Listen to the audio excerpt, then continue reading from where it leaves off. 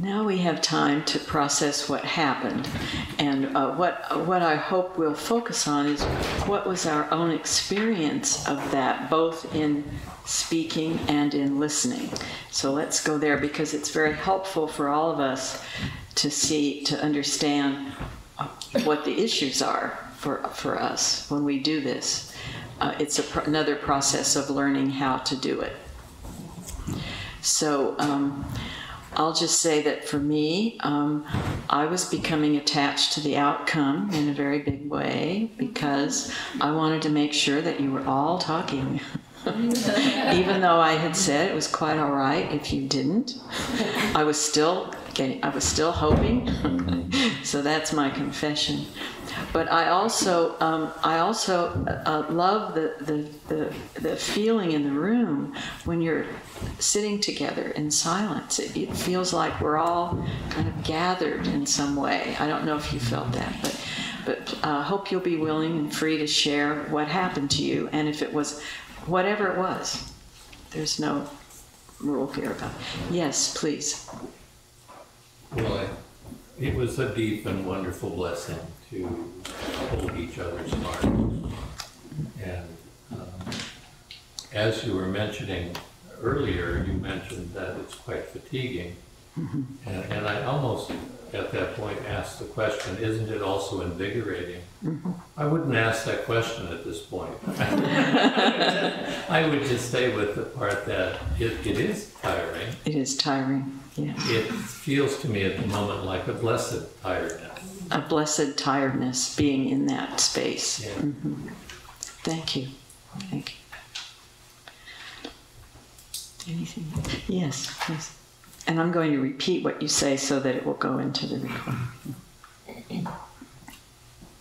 I was just very touched by the kind of openness and trust and vulnerability that the three of us had with each other. Yes, very touched by the openness and the vulnerability that the three of them had with each other in their triad. Mm-hmm. Mm-hmm. Yes, Elizabeth. I was sort of along the same line, curious about how silence, somehow sitting in silence with people, seems to create trust. I don't know the mystery. Mm-hmm. Yes. Sitting in silence with someone creates trust.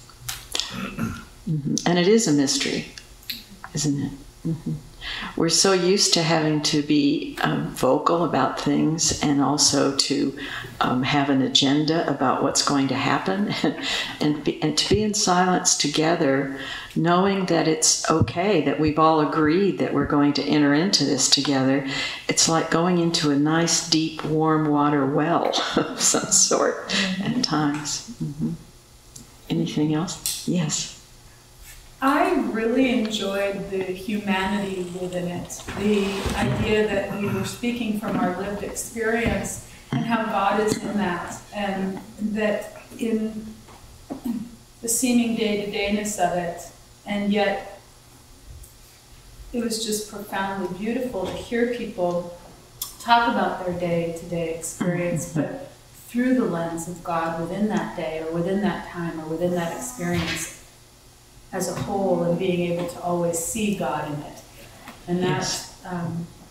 I felt good about that, because sometimes my connection to God is like, oh, yes, yes. And I want to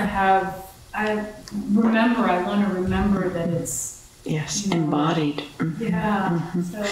Thank you. Yes, that what she heard in her group, in the dailiness of people's lives, touched her, that God is there in the dailiness. And I think that's an important thing, and I'll talk a little bit more about that when we're finished, because there are many other prompts that we could have, which I'll share with you for this work. Anything else? Yes. I was the third person to share in my group, and it was interesting for me to reflect on how the sharing of the previous two people sort of sharpened my sharing. So the sharing of the first two people sharpened his sharing as the third person. So you see, it really is a communal effort, isn't it? It really deepens the sense of community that we all really long for and rarely have. Yes. I also find that the silence very much helped me.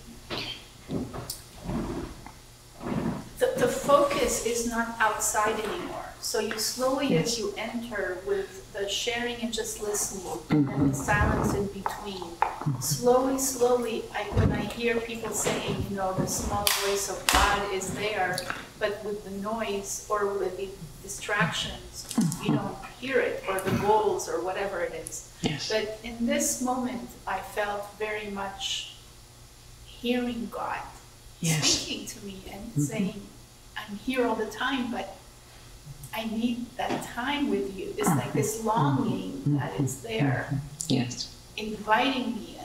Yes. That I don't. It's not there every day.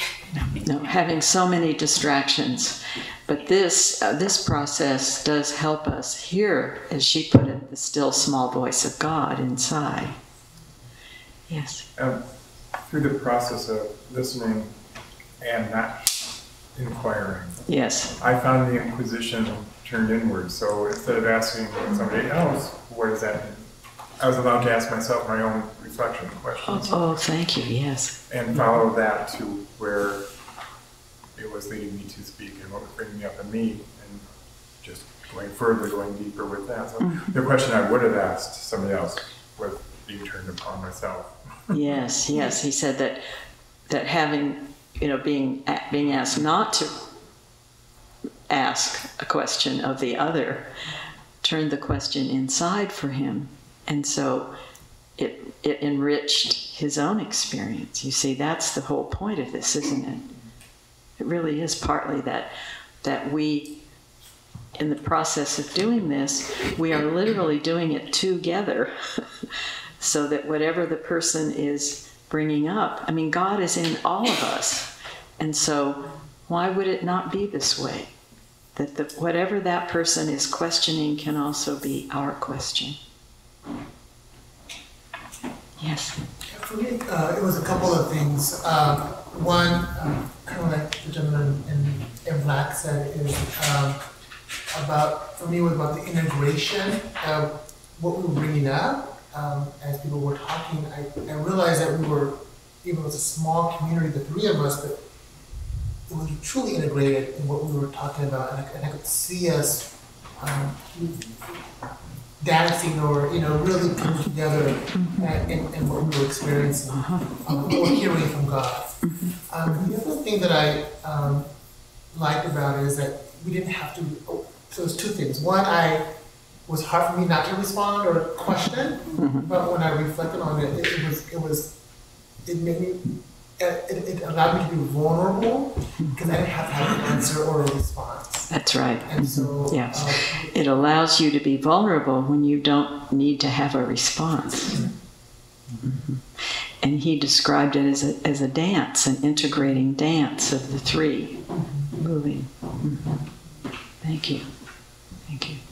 Yes. I like the safety of it. It felt very safe to be able to share your thoughts and your ponderings and maybe ramble a little bit, but then it was also the intentionality of the listening was also very blessed. It's like being able to roll the words that they were saying around in your own spirit. Yes, the intentionality of the listening, rolling the words around in your own spirit. That's a lovely way to say it. Yeah. Was it difficult? Oh, go ahead.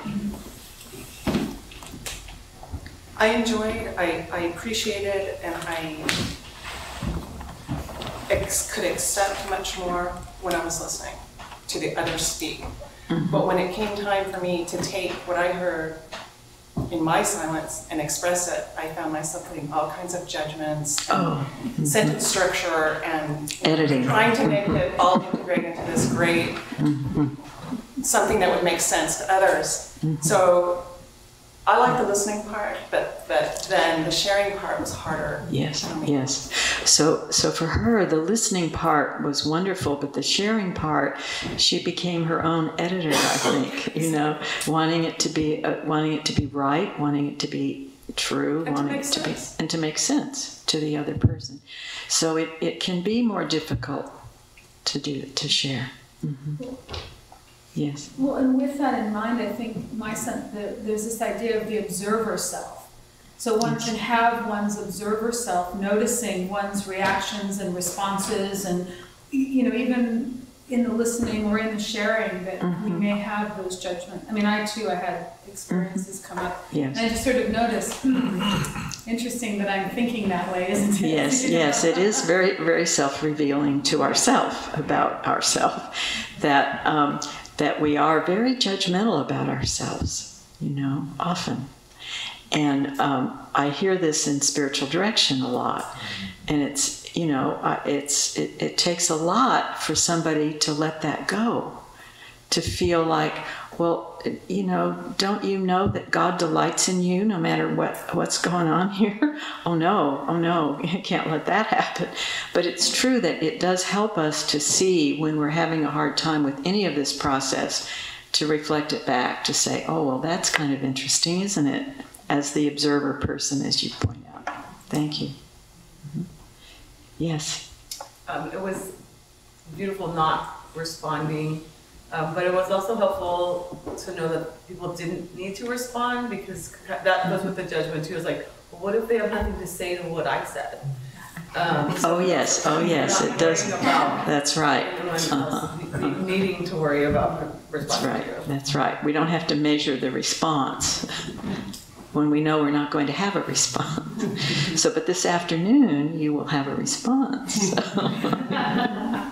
But what's interesting is very few people have said anything about how hard it was not to speak when the person finished. To say, oh, well, tell me more about that, or how did that work, or what do you, to get in there. I always have that problem. So I don't know if any of you experience that. You have to just have to resist that. So the person who said that to turn that back to yourself is a great tool. It's a great tool. So you have that question, okay? Ask it for yourself. Anything else about the process? Yes. The word freedom sort of comes for me. The word freedom. Freedom. Freedom to, it's sort of like a river in nature. I was just in Colorado, and the heavy rainfall has brought the rivers rising up, and they are going to go where they want to go. They carve their own path out because they're so full. And I just felt this freedom that if they don't understand me, that's okay, because a lot of my prayers to God, I don't understand what I'm saying to God. And I get all tied up in knots and whatever. So, but I just figure God is beyond words. He's beyond my presentation to Him. Yes. And so there's just a freedom that there's all these words being said, and I'm listening to words, but it's the place of freedom is love. Yes, the place of freedom is love. And she's using the description of a Colorado river flowing. So that has a real ring to it, doesn't it? That we're getting into that stream of the Spirit for us, that we're always in, like that fish in the sea that the Sufis talk about, but we forget that we're in it. And it does give us a lot of freedom. And I have to confess that when I told Robbie last, I think January in the winter, when he asked that I would do this, and I said, oh, sure, I can do that. And then I realized later, well, wait a minute. You haven't done this in so many years. what's going to happen? And I got out of the river on the bank. But then, you know, recently as it's moved closer, I came to that same place. And it does feel free that, okay, and so today, you know, if we finish early and we don't do every single thing, that's okay. So, you know, I'm feeling much more in it, but I also know that it's also because of your coming and bringing your own energy to this that I get that. It's a communal feeling of the river. It's hard to do it all by ourselves on the bank. But when we get together, we can begin to be encouraged and affirmed and moving. And that's really so important about this practice. Anything else? Yes. Well, I just, I really noticed that in listening and in being in silence, and especially the listening, that my senses were heightened. And because I couldn't be in dialogue. Oh, yes. And yes. I feel that, you know, it just really reminded me how much we communicate, how much we're able to communicate with our bodies and being present. And I really enjoyed that part. Thank you. It reminded her that we communicate so much without words, that she was able to settle into that without speaking. It really changes things to know that you're not going to speak. Anyone else? Were there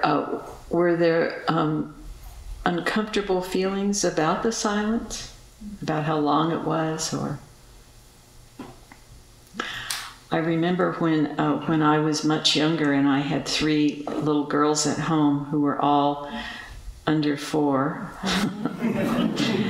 And I decided to go on a retreat to St. Mary's Retreat House in Santa Barbara.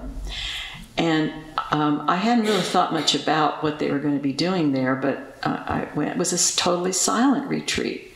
During lunch, we were read to, and the other people there were kind of horrified. I was the only person who was just so happy. It was just like being in a bath, you know. It was like, oh, you know, none of this, you know, mommy, mommy, mommy, all day. So I know we're all in a different place about this, but sometimes we need silence so desperately, and there's hardly any way to get it for ourselves unless we really demand it. So I'm really glad that you've had a chance today to experience some bits of it, and we'll have more this afternoon. So I'm going to talk a little bit about, is there anything else that anyone would love to say before we move on beyond this?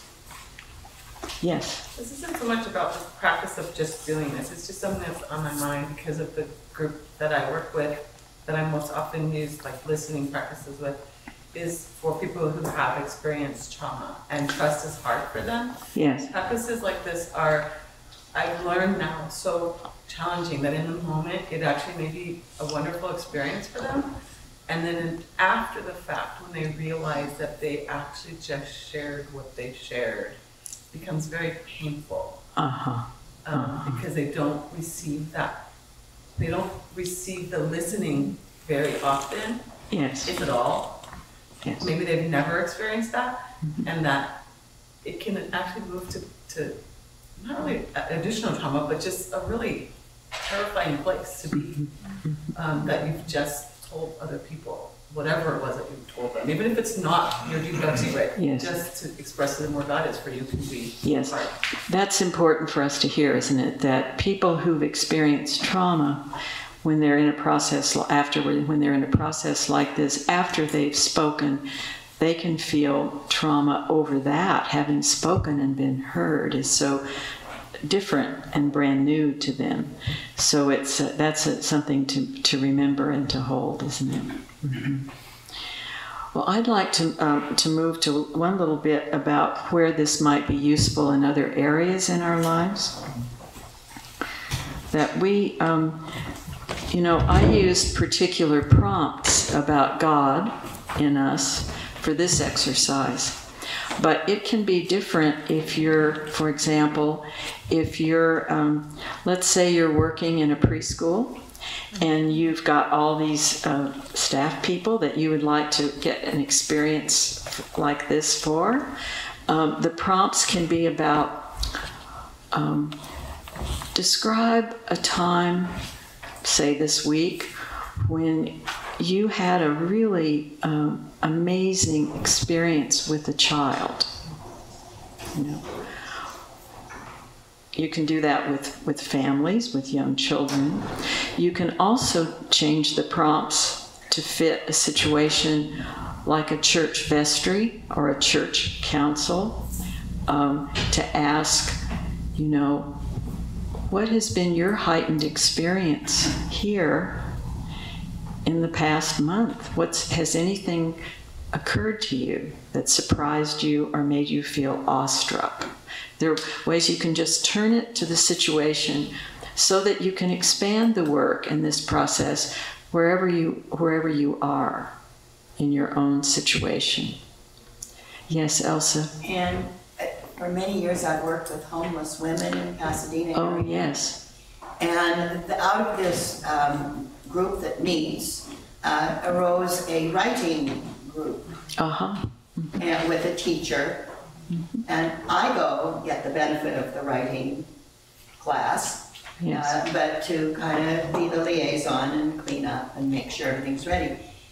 Within that group, the teacher has given us prompts for writing on, a number of different prompts, and those can be chosen by the various people. Yes. And some of the stories then that have come out of the writing of some of these women is absolutely amazing. Yes. And it's a way of their getting this out.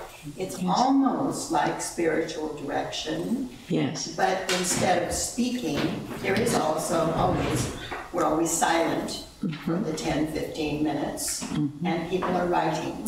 Yes. It's amazing what comes out. Yes, so it can be used also for writing, as prompts for writing. And Elsa works with homeless women who are given prompts for writing. And it is amazing what comes. So there are many places where this can be useful.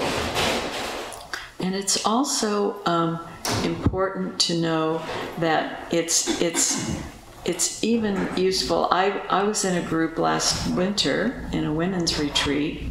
I was a participant in the retreat, and one of the practices was very much like this, except that we were all given watercolors.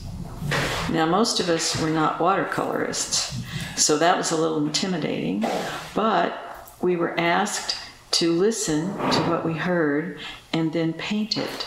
Well, it was pretty amazing what happened. You know, it got us out of our minds, and we weren't even writing anything. It was completely creative. So there's even that possibility. This has a lot of possibilities. So you can begin to mull those things over in your own minds. So I should stop and ask if anything else comes to mind before I move to the next thing.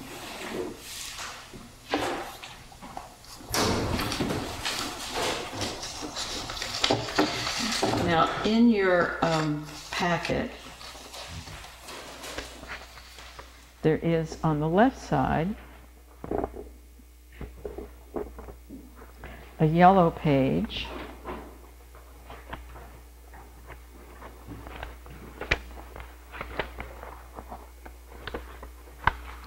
the very back that also gives you lists of the varieties of spiritual friendship circles. And so this is for you to take home and reflect on to see where it might fit in your own life, in the life of your own wider community.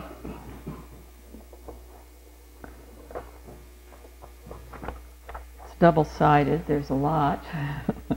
So on the back there are various ways of using this. And it's such a simple practice that it really doesn't take a huge amount of instruction as long as you're consistent about the need for silence and the need for listening skills that you might have to help people with.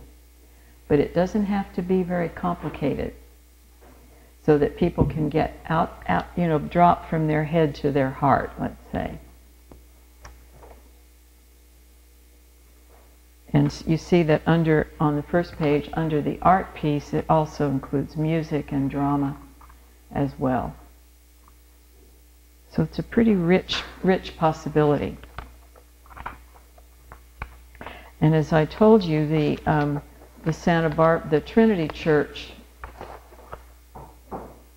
group spiritual direction, 9 years in, morphed to Parker Palmer's,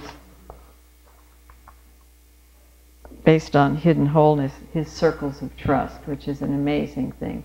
And there they are very, they focus on the kind of questions that are asked in the dialogue that they have, which is open and honest questions, which is a very difficult process to learn for many of us, because we're used to having all kinds of ideas about what we're going to ask, and you have to really, wrench yourself down into your heart to find out what is just a clear question, not one that's loaded with what you already think, your biases and your... So when we work on this afternoon, we'll begin to see that we will get in touch with our own both judgment, even though we hope we don't have it, but we all do, and our own biases around what we hear. And so you just pay attention to that and let it go by. You just acknowledge, okay, that really struck me in a way that felt very judgmental. I don't like what I just heard, but you let that go by. And you settle in again to ask, what is God's prayer in me for you? So this is how it's going to work. Now, if you look at the green sheet that's in your book, we'll go over this now while we have time, and then it'll give us more time in the afternoon to actually practice this. And I have on the back of our opening prayer, there is a prayer before silence that we'll use as we begin.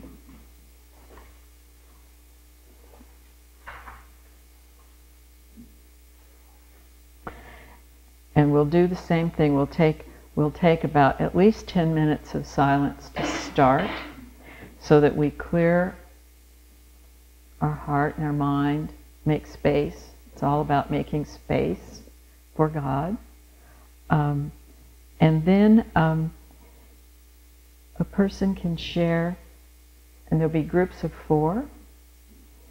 So you bring an issue that you have that's been following you, perhaps, that you bring today, that you've got something here that if you were, for example, sitting with a spiritual director, let's say, you would bring.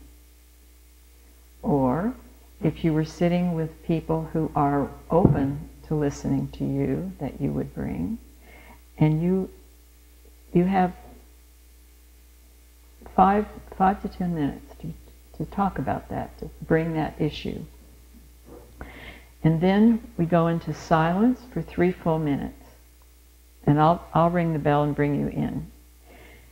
And this is, as it says here, making space for God, allowing God to cut through our biases, our accustomed ways of responding, so that we might get to the place where we hear God's prayer inside of me for you.